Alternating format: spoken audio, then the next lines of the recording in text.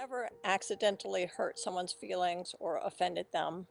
I'm Marcy McDonald. I'm a transformation coach. And of course, the answer is yes. We're human. We don't always communicate as well as we want to. Here's an example. When I was with my second husband, he got upset about something he thought I'd said, and he did not speak to me for a month.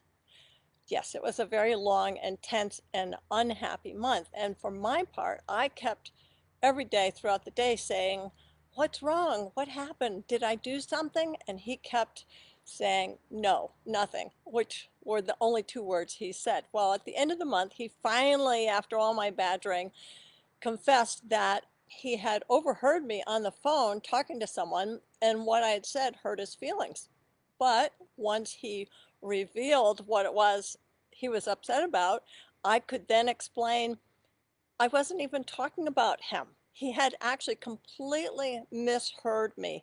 And as a result, we had a ruined month of marriage, which of course was why we're no longer married. It was typical. But you don't want that to be typical. You don't want to be living in a situation at work or at home where you're not talking or someone's feelings are hurt and either they're holding on to it or you're trying very hard to figure out what's wrong.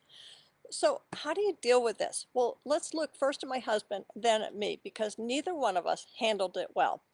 For his part, it was his responsibility to check in with me and find out if I'd really meant what he thought he'd heard. And then, if I had, to explain that it had hurt his feelings and why, so that I could apologize and make amends. Or, if it wasn't the case, then he could let it go. Now, for my part, what is my responsibility? My responsibility was to notice something's wrong and to offer the invitation for someone to talk about it. Hey, is something going on? Do you have anything you want to talk about? Well, if the answer is no, then it is not my responsibility to keep asking. Clearly, something is wrong, but even so, that belonged to him.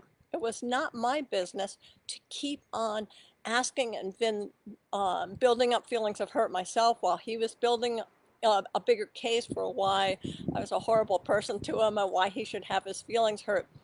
I engaged in a way that made it possible for him to keep engaging in that inner turmoil and that passive aggressive behavior.